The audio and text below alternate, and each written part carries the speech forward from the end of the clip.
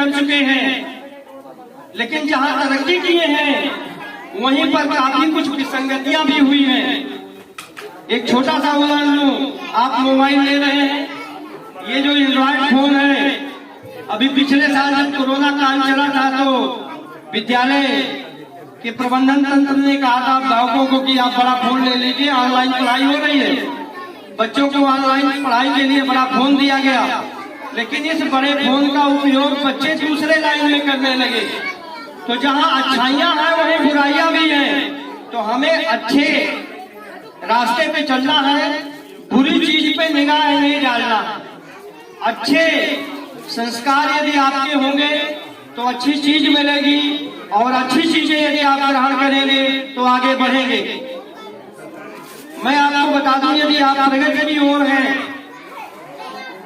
तो अच्छी बात है, हमें और आपको प्रगति करना है, लेकिन मेरे गांव से जो प्रगति होना चाहिए वो नहीं हो पा रही है। इस बात का मुझे बार बार दुख होता है। हर गांव से 10-10, 15-15 लोग किसी न किसी सर्विस में हैं, लेकिन हमारे गांव से लोग सरकारी नौकरी के क्षेत्र में नहीं निकल रहे हैं। इस बात की हमें बहुत ज्यादा टीस है, दुख है। वो क्यों नहीं निकल पा रहे हैं? उसका एक कारण है कि जो हमारे गांव के अभिभावक गण हैं, वो अभिभावक गण अपने बच्चों के शिक्षण कार्य पे ध्यान नहीं दे रहे हैं। किस चीज पे ध्यान दे रहे हैं? ताश खेलने पे ध्यान दे रहे हैं। हर तिराहे चौराहे पे दिन भर ताश होती रहती है। मसाला खाने पे ध्यान देते हैं, कहते हैं हम बहुत ज्यादा गरीब हैं प्रधान जी, ये व्यवस्था होना चाहिए, वो व्यवस्था होना चाहिए, लेकिन दिन में कम से कम 10 से 15 रुपए की श्री और राजश्री और वो केसर खाई जा रही है, उसके लिए पैसा आ जाता। जितने भी अभिभावक उपस्थित हैं या जो नहीं आए, कोई भी व्यक्ति ये दावे के साथ नहीं कर सकता है कि शाम को मैं अपने बच्चों के साथ बैठता हूँ 10 मिनट और ये पूछता हूँ कि क्या पढ़ाया गया है और क्या पढ़ना चाहिए। कोई है व्यक्ति जो ये कह रखे कि मैं रोज शाम को बच्चों के पास बैठता हूँ, किताब की पढ़ो, क्या पढ़ा गया है और क्या बताया गया है, या सुबह आप अपने बच्चे को जगाते हो पढ़ने के लिए? कोई है? कोई नहीं है। यही कारण है जो आपके बच्चे हाई स्कूल इंटर में फेल हो जा रहे हैं, यही एक कारण है। चूंकि ऐसी शिक्षा नीति गवर्नमेंट की चल गई है कि ये मान के चलिए कि 8वीं तक आपका कोई भी बच्चा फेल नहीं किया जाएगा। ये सरकार ने शिक्षा नीति में लागू कर दिया और ये शिक्षकों की मजबूरी है। और जो अभिभावक है ये दावे के साथ कहते हैं कि हमारा बच्चा जब से स्कूल में प्रवेश किए आज तक फेल नहीं भया। गर्व से कहते हैं, सीना तान के कहते हैं, काला टाइट करके कहते हैं, लेकिन आप उस बच्चे को कभी देखे हो कि क्या आता है? ये किसी ने नहीं देखा है। ये देखने की जरूरत है। आप कितने भी धनवान हो जाएं, लेकिन यदि आप अपने बच्चों को अच्छी शिक्षा नहीं दे पाए हैं तो आपका धन वो बच्चा निश्चित बर्बाद कर देगा। चाहे दारू पी के बर्बाद करे, चाहे नशे में बर्बाद करे, चाहे रंडीबाजी में बर्बाद करे। और यदि आप अच्छी शिक्षा बच्चों को देते हैं और आपका बच्चा ग्रेजुएशन अच्छे अंकों से कर लेता है तो जरूरी नहीं है कि सरकारी नौकरी पाए। हर व्यक्ति सरकारी नौकरी के लिए पाने के लिए नहीं पढ़ता।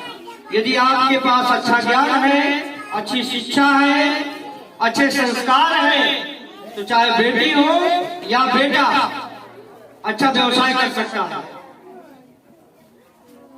अच्छे कंपटीशन क्वालिफाई कर सकता है। कंपटीशन क्वालिफाई करने की ताकत है आपके अंदर जो जज्बा है, आपके अंदर साहस है, तो निश्चित तौर पे नौकरी आपके कदम चूमेगी, इसमें दो राय नहीं है।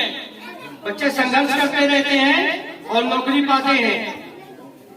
तो मुझे बार बार ये कहना है, कुछ अभिभावक एक दो चार हैं मेरे गांव में, दो चार अभिभावक हैं, बेचारे मजदूरी करते हैं, चाहे महाराष्ट्र में करते हो, चाहे कर्नाटक में करते हो, चाहे गुजरात में करते हो, लेकिन अपने बच्चों को शहर में पढ़ा रहे हैं।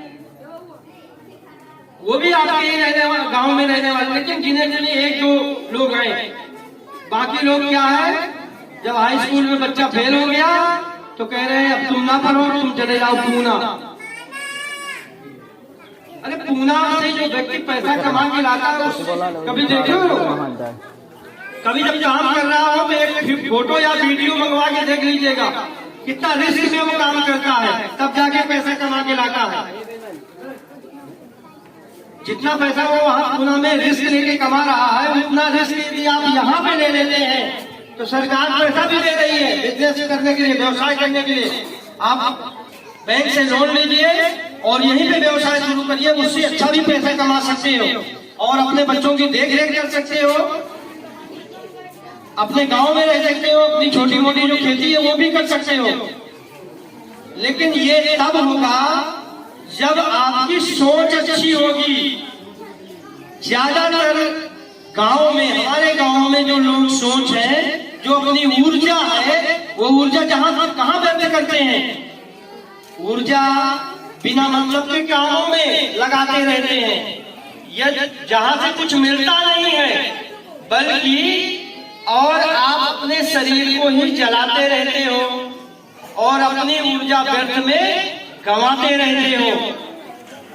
तो हमारे जो नन्हे मुन्ने बच्चे हैं, बच्चियां हैं और कुछ अभिभावक हैं, मेरा बार बार मेरी प्रार्थना है कि आप लोग अपने माता पिता को भी यही सिखाइए कि एक सोच अच्छी बनाइए कि हमें, हमारी जो छोटी खेती है, थोड़ी सी खेती है, उसमें अच्छा उत्पादन करेंगे और अच्छा उत्पादन करके बाकी समय में मेहनत अच्छी करके हम बच्चों को अच्छा पढ़ाएंगे। यदि बच्चों को अच्छा पढ़ाएंगे, अच्छा संस्कार देंगे, तो निश्चित तौर पे आपके बच्चे संस्कारवान होंगे और वो संस्कारवान यदि बच्चे होंगे तो कम से कम 2 पीढ़ी अच्छी तरह से चलेगी।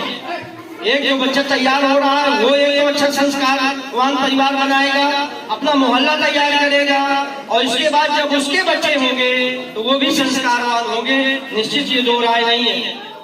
इसके साथ साथ साथियों, जैसा कि संचालक महोदय श्री शुभम शर्मा जी ने अपने उद्बोधन में उन्होंने कहा भी था कि ऐसे प्रधान जी हैं कि बहुत ही कम समय में गांव की कायाकल्प काफी कुछ किए हैं और अभी तो काफी कुछ कार्यकाल बाकी है। मेरा ये सपना भी है, एक तो हर व्यक्ति को मौका नहीं मिलता है, आप सब लोगों के आशीर्वाद से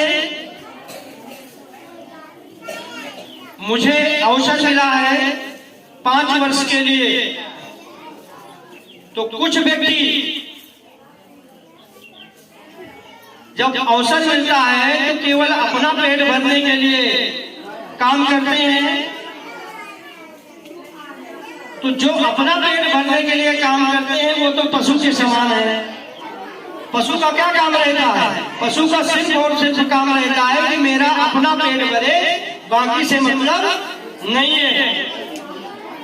अपना उद्देश्य ये है कि हमें यदि अवसर मिला हुआ है, हमें यदि आप लोगों के आशीर्वाद से सौभाग्य प्राप्त हुआ है, तो हम ऐसा कुछ नजीर प्रस्तुत करें, ऐसा कुछ काम करें कि कई पीढ़ियों तक याद रहे। और मुझे लग रहा है कि मैंने 2-4 काम ऐसे किए भी हैं कि जो नजीर प्रस्तुत हो रही है। एक तो अपने आसनपुर गांव में एक बार यदि कोई आ जाता था तो दोबारा हिम्मत नहीं करता था आने के लिए, इतना रास्ता खराब था। तो हम पीडब्ल्यूडी से लगातार प्रयास करके, समन्वय करके, माननीय विधायक जी से भी लिखा पढ़ी करवा के अपने माध्यम से भी रास्ता बनवा दिया। ये पहला काम था। दूसरा जो ऐसा काम हुआ जो अभी तक गांव में नहीं हुआ था, आप देखते होंगे 1 इंच आपके यहाँ आरसीसी नहीं थी, जबकि दूसरे गांव में बहुत पहले से आरसीसी रोडें बनी थी। आप देख ही रहे हैं, उसको बनवाने का प्रयास किया गया, उसका आनंद आप लोग सभी लोग ले रहे हैं। मेरे गांव में इंटरलॉकिंग सीमेंट वाला ईंटा एक भी नहीं लगा था। बहुत पहले से दूसरे गांव में जो जागरूक प्रधान थे, एक्टिव प्रधान थे, वो कर रहे थे। उसको भी काफी लंबा प्रयास किया कि काफी हद तक हो, और जहां भी ये दिखाई भी दे रहा है उसका भी आनंद आप लोग ले रहे हैं। अभी 3 साल बाकी है और आप सब लोगों का इसी तरह सहयोग रहा, आशीर्वाद रहा और मनोबल यदि आप लोग बढ़ाते रहे तो मुझे लग रहा है 3 साल में बहुत कुछ हो जाएगा, ऐसा प्लान है। दूसरी चीज, क्योंकि कुछ लोग केवल प्रदान करते हैं और मैं चहुमुखी विकास की ओर कदम बढ़ाया हूँ। मेरे गांव में ऐसा कोई क्षेत्र नहीं है जो ना छुआ गया हो मेरे द्वारा। आप देख रहे होंगे युवक मंगल दल, जितने भी मेरे गांव के युवा थे वो सब बर्बाद थे अभी तक। कहीं इस कोने में 3 लोग बैठे मसाला खा रहे हैं, कहीं उस कोने में मसाला खा रहे हैं, और शाम को प्लानिंग बनाते थे कि 20 रुपए तुम दो, 20 रुपए तुम दो, 100 रुपया की व्यवस्था हो या चला जाए कहाँ, झाल चला जाए। और फिर झाल में जो है लगती थी, चखना चलता था, और फिर इसके बाद वहीं से घनेते वनते आते थे और वासलपुर आते आते बीच में गाली गलौज की हुई जा रही है और पटकी पटका की हुई जा रही है। तो साथियों, मैंने अपने युवा साथियों को इकट्ठा किया है और युवक मंगल दल बनाया है। शायद कुछ लोगों को मालूम नहीं होगा, कुछ लोगों को नहीं भी मालूम होगा। और ये युवक मंगल दल आपको मालूम होना चाहिए, नहीं मालूम तो सुन लीजिए। बहुत कम समय में कई एक काम किए हैं। एक तो पूरे गांव में झाड़ू अभियान चलाया, श्रमदान किया, खेल कूद प्रतियोगिता हुई, जो जहां अच्छा रिजल्ट लेके आया है उसको सम्मानित भी किया गया है। और इसी का परिणाम रहा कि विकास खंड बहुआ में हमारा ग्राम पंचायत आसनपुर का युवक मंगल दल प्रथम स्थान प्राप्त किया है 12 जनवरी 2023 को, जिसमें 5,000 रुपए का पुरस्कार शासन से मिला है। और सुन लीजिए, यही नहीं, जिले में, पूरे जिले में 748 ग्राम पंचायतें हैं, मजरे अलग से हैं। उस जनपद स्तर पर भी ग्राम पंचायत आसनपुर का युवक मंगल दल प्रथम स्थान प्राप्त किया है, जिसमें 20,000 रुपए का पुरस्कार युवक मंगल दल को मिला है। तो टोटल 25,000 रुपए का पुरस्कार शासन से मैंने युवक मंगल दल को दिलवाया है। तो युवाओं के क्षेत्र में युवा कैसे संगठित हो, युवा कैसे जागरूक हो, युवा कैसे रूढ़िवादिता से हट के आए, जो निगेटिव सोच है, नकारात्मक ऊर्जा है, उससे दूर हटे और अपने भविष्य को कैसे आगे बढ़ाए। यदि मेरे गांव के 15 युवा अच्छी ऊर्जा के साथ मेरे साथ जुड़ जाएंगे तो जो बाकी युवा है वो भी देख देख के इनके साथ जुड़ जाएंगे। और मुझे ऐसा उम्मीद है कि इनमें से कोई 2-4 लड़के बहुत जल्दी ही किसी न किसी सरकारी नौकरी में या अच्छी कंपनी में पहुंचेंगे, ये मुझे पूर्ण विश्वास है। इसी के साथ में जो आपके गांव में 12 महिला स्वयं सहायता समूह बने हुए हैं, लगभग 15 लाख रुपए शासन से इन महिला समूहों में आ चुका है।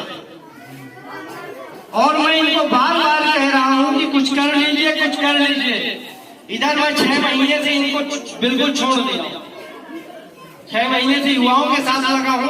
अब मैं ये देख रहा हूं कि ये महिलाएं कुछ करने की इच्छुक है कि नहीं, इनके अंदर कुछ ऊर्जा है कि नहीं, कुछ आगे करना चाहेगी कि नहीं। जो निकल के आएगी, कई एक काम मैंने खोज लिया है।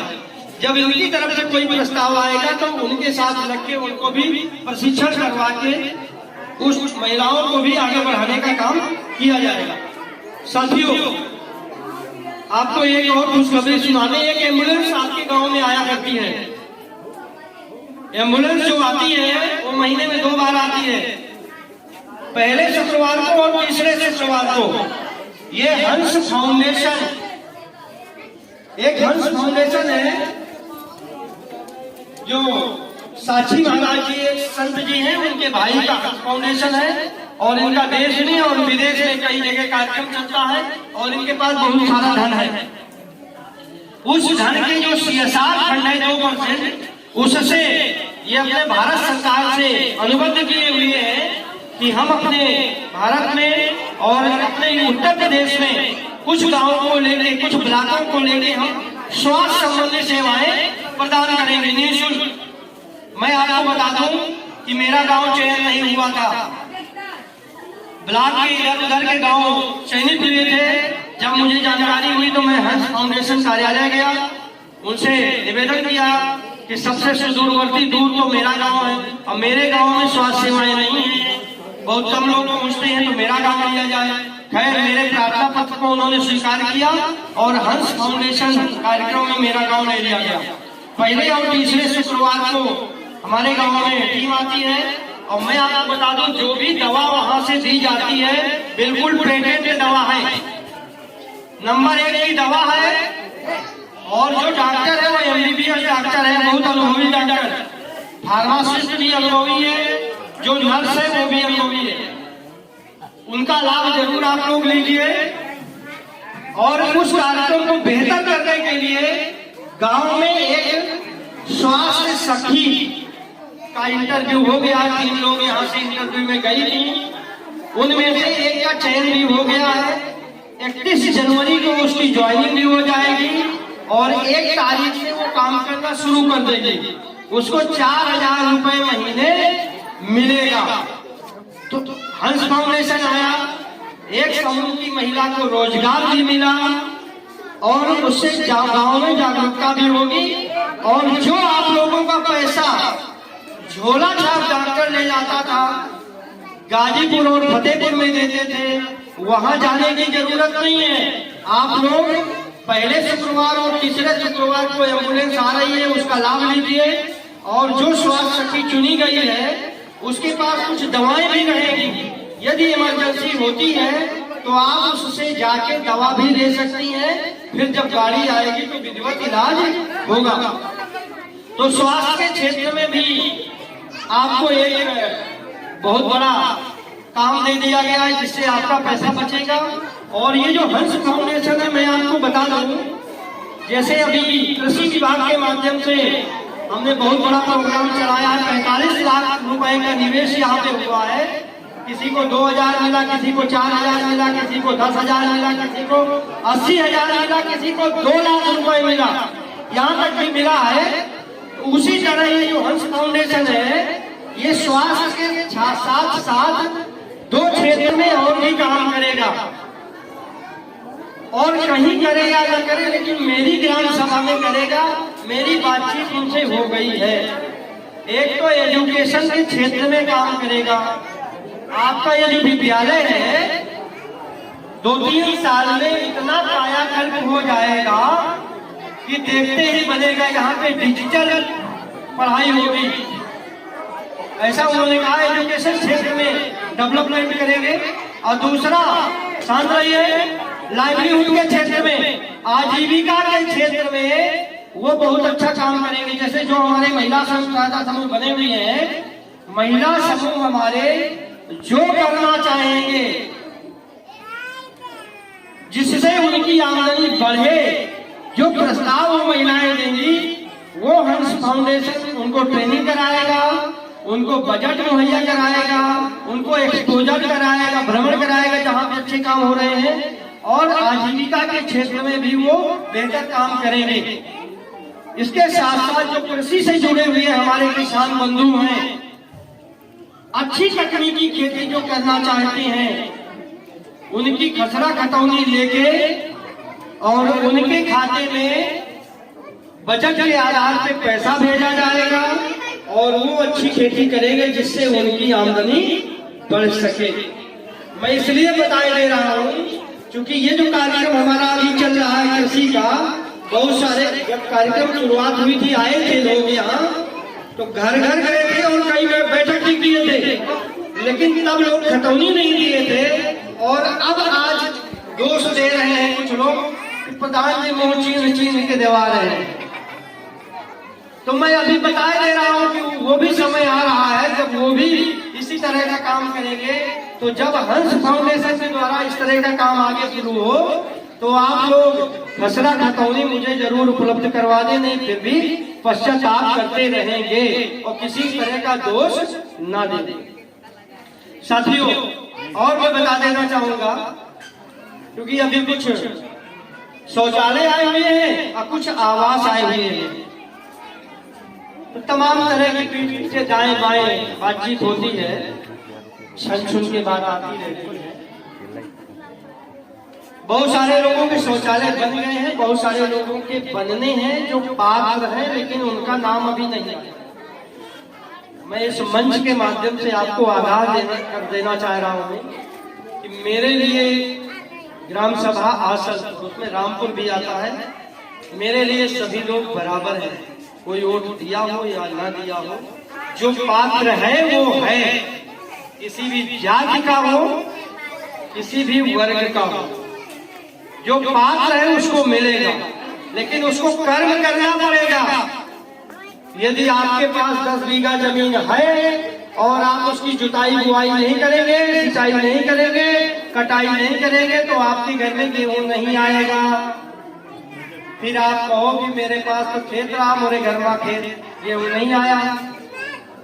जिसके पास शौचालय ना हो वो कृपया करके ऑनलाइन आवेदन कर दे। जब ऑनलाइन आवेदन कर देंगे तो वो मेरे पास सूची आएगी, हम उसको देख लेंगे, यदि पात्र है तो भेज देंगे, आ जाएगा। लेकिन एक और दिक्कत है, घर एक है, एक शौचालय बना है अम्मा के नाम, लेकिन बहुरिया कहा कि हम लोगों को चाहिए, जबकि घर एक है उसी में सब जा रहे हैं। तो कृपया करके ये भी ध्यान दीजिए, जब घर एक है और एक शौचालय बना हुआ है तो दूसरा ऑनलाइन ना करें, ये निवेदन है। जिसके पास नहीं है, जो पीड़ित है, परेशान है, वो ऑनलाइन करे, उसका बनना वाजिब है। इसी तरह आवास के लिए है, लिस्ट खत्म होने वाली है, नई लिस्ट के लिए बहुत जल्दी साइट खुलने वाली है। जो पात्र है और लिस्ट में नाम नहीं है, साइट खुलने पर उसका नाम भरवाया जाएगा और समय आने पर भी उसको भी लाभ मिलेगा। किसी तरह तमाम तरह के लोग बैठते रहते हैं, हम तो इसीलिए हम कम गांव में रुकते हैं, हफ्ता में 2 दिन 3 रुकते हैं, सुनते सुनते कच्चे हो जाते हैं, ठीक है, लेकिन नहीं रुकते हैं तो इसका मतलब ये नहीं है कि हम सुन नहीं रहे, हमारे पास छन की बात पहुंचती रहती है। आप चाहे जिस कोने में प्रधान के बारे में बात कर दो, वो छन के 1 हफ्ते बाद पहुंच जाती है कि प्रधान जी आपके बारे में इस तरह की बात उस दरबार में हो रही थी। तो इसका भी फर्क हमारे ऊपर नहीं पड़ता है। हम वो व्यक्ति है कि जैसे हाथी चलता रहता है और कुत्ते भूखते रहते हैं, हम वो इंसान हैं, ठीक है। अधजल गगरी छलकत जाए, वो वाला नाम अपने पास नहीं है। तो साथियों, आज इस गणतंत्र दिवस के उपलक्ष्य में आप सभी लोग उपस्थित हुए, बड़ा अच्छा लगा।